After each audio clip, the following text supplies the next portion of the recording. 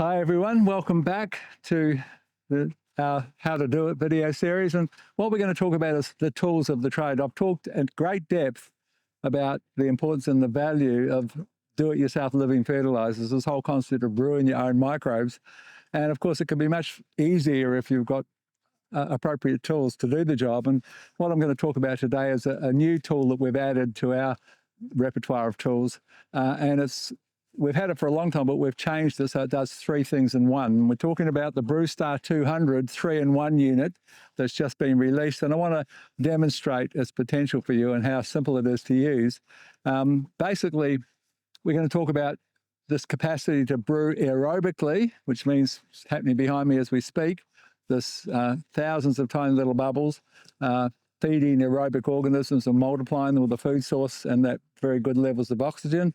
That's number one, aerobic brewing. And then we look at the potential of brewing beneficial anaerobes. We've talked about BAM and EM and some of these wonderful anaerobes that can do so many different things in the soil, including fast-tracking composting and digesting organic matter for stubble digestion, for disease control, for nitrogen fixes, phosphate solubilizers, all these things that we can bring to the party so simply with an anaerobic brew. And we're going to teach you how to do that using the same tool. You can brew it aerobically, you can brew it anaerobically, and then this whole new concept, not new, but this recognition of the importance of extracts versus brews when we talk about composts. And this is a compost extracting machine. So it's 3-in-1, aerobic, anaerobic, and compost extraction. And we're going to demonstrate how simple it is to utilize this device for all three of those things.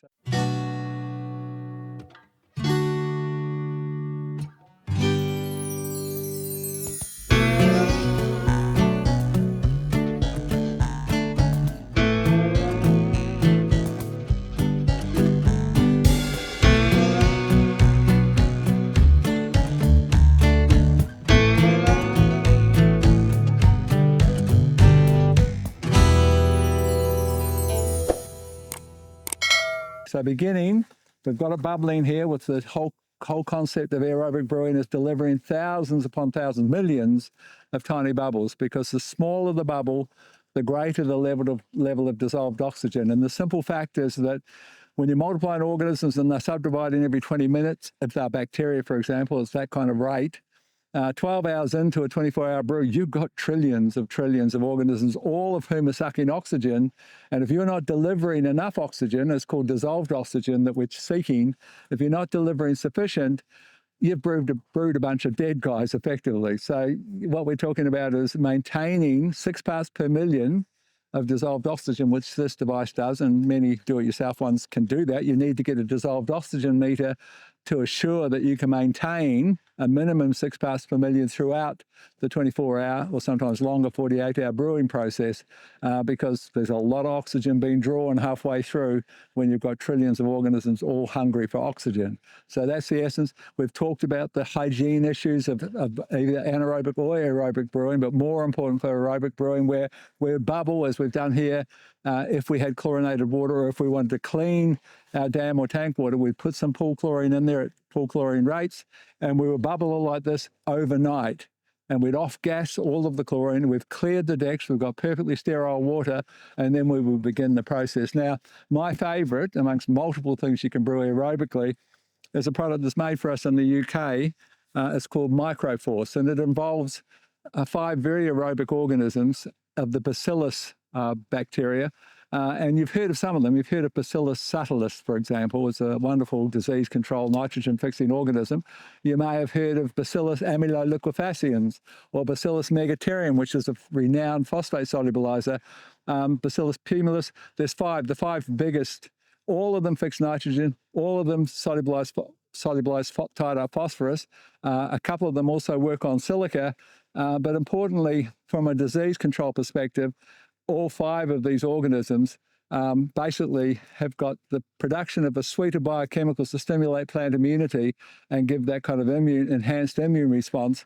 And they increase the uptake of nutrients, and they support minerals, microbes that deliver minerals in the soil and improve nutrient uptake. There's a whole list of benefits.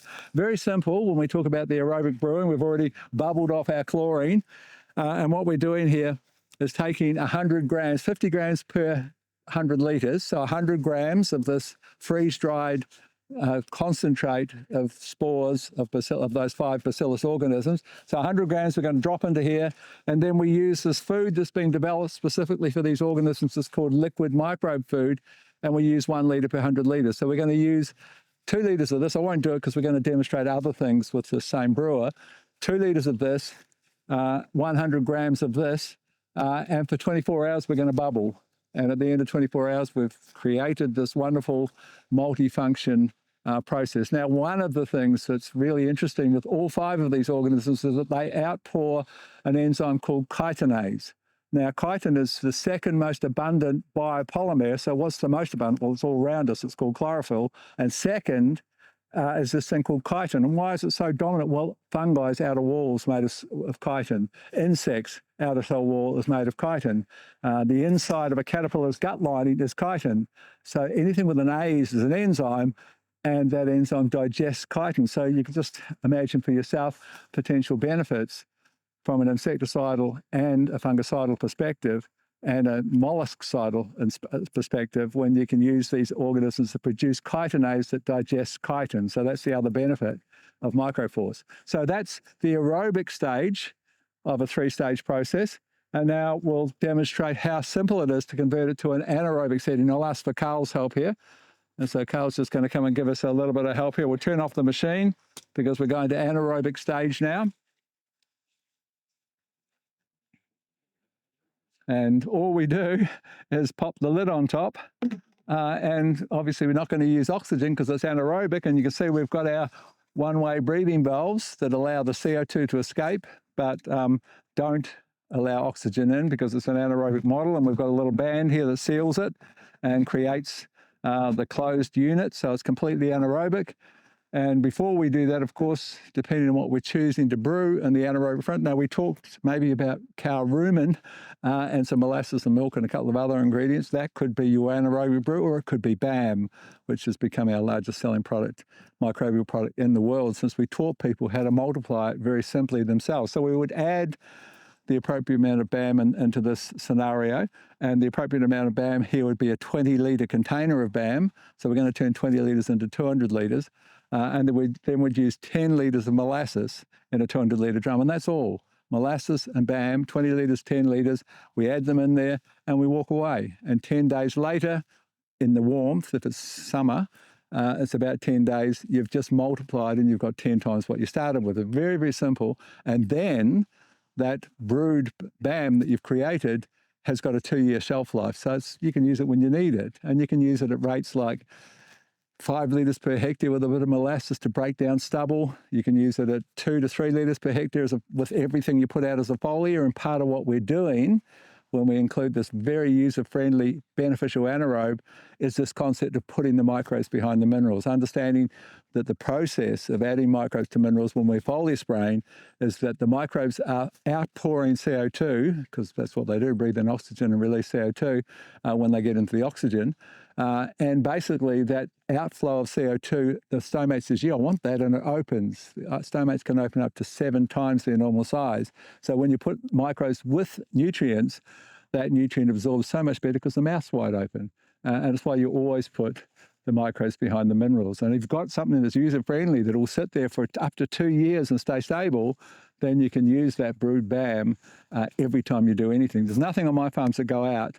Fertigation, foliar spray, even sometimes when we broom spray under the trees or whatever, we're going to put BAM with it. And once you've got it, it's so easy to brew, so inexpensive. The second time you brew it, the first time it might cost about 30, 40 cents a litre to brew it yourself at that 10-to-1 rate. The second time round, you leave 10%, so you leave the 20 litres on the bottom, so you use 180 litres. You leave 20 litres, and all you do is add the molasses. We talked about the 10 litres of molasses, top it up with water, and leave it another 10 days with the top on there breathing. And you've just, the second time around is 5 cents a litre, depending on what, we've got a helicopter going across above, depending upon, oh, he's looking for marijuana. No, don't go there. Sorry, I'm just joking. have I covered my plots or not?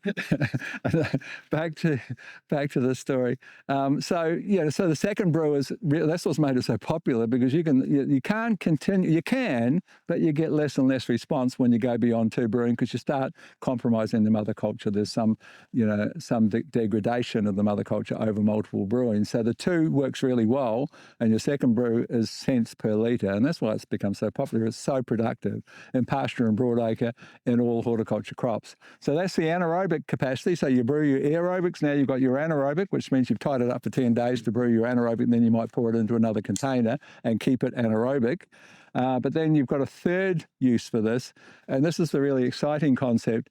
And Carl will just show us how we would adapt it very simply from an aerobic brewer, or in this case, more recently, an anaerobic brewer. And now we're going to talk about how we can extract compost. Now, first of all, I'll just explain the difference. What I've argued for a long time, and then recently saw the research while I was in the US, where a group who make this very, very nice compost extractor, commercial one that can do 3,000 litres an hour, they've done the work to actually demonstrate what I've always argued. And the argument is that, basically, if you take a compost and brew it, whatever it is, and the best of all, of course, is vermicompost, you've basically got, what you do is you've favoured the guys that love oxygen. And what happens is that you've got a very, very small number of the organisms that take over completely because they love oxygen. You just gave them optimal oxygen, and your diversity's gone. You've got some good players amongst those oxygen lovers, but what this guy done is done DNA analysis,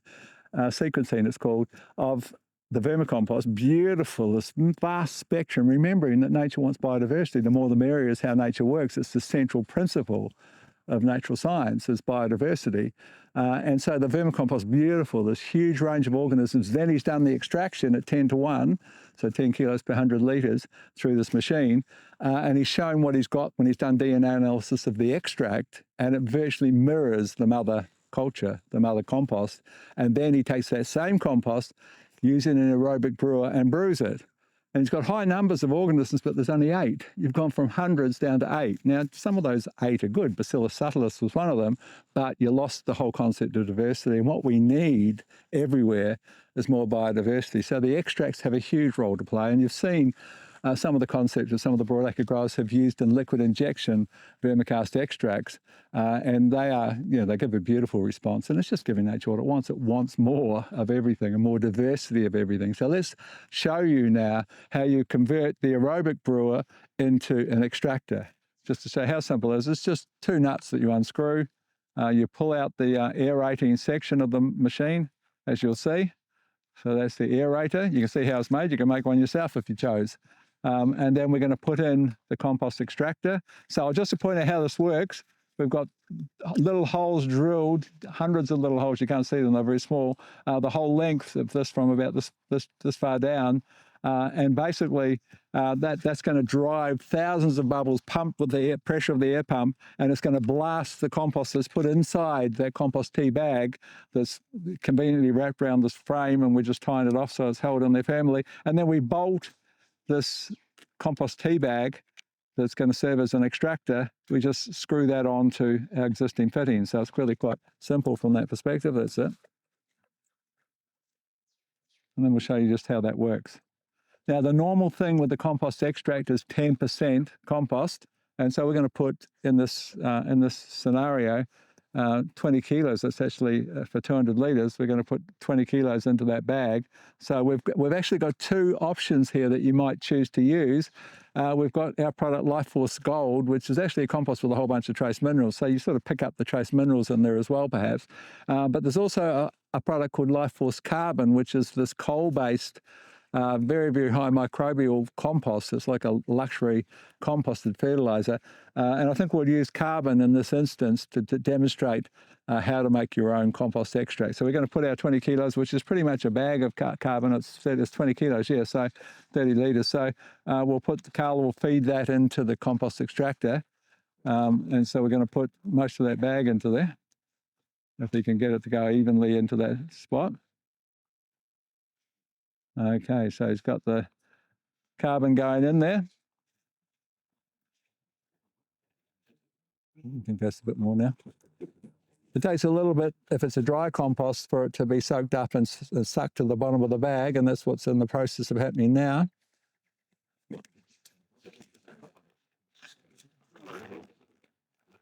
For the sake of time, we've only put 10 kilos, but that'll do the job for what we're trying to demonstrate here. And what we'll do now is turn on, just wash my hands off there a bit, we'll turn on the machine, and we'll see the extraction at work.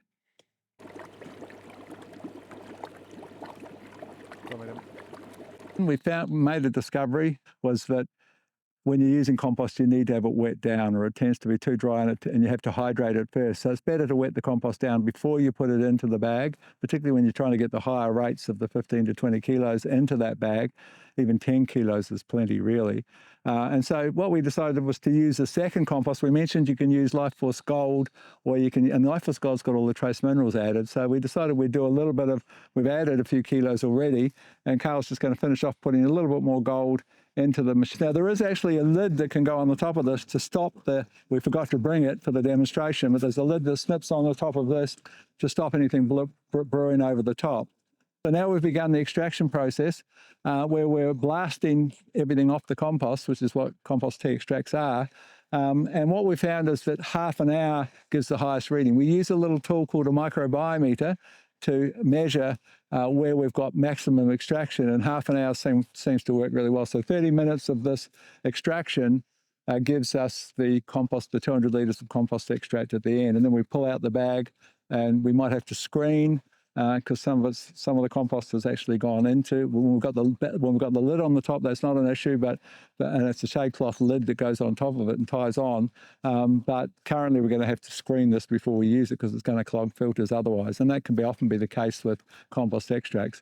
But yeah, you've basically got the concept here. You can use this as an aerobic brewer. You can use it as an anaerobic brewer, or you can use it to extract and make your own compost extracts, which is a great way to get that vast diversity out into the field. Okay, thank you.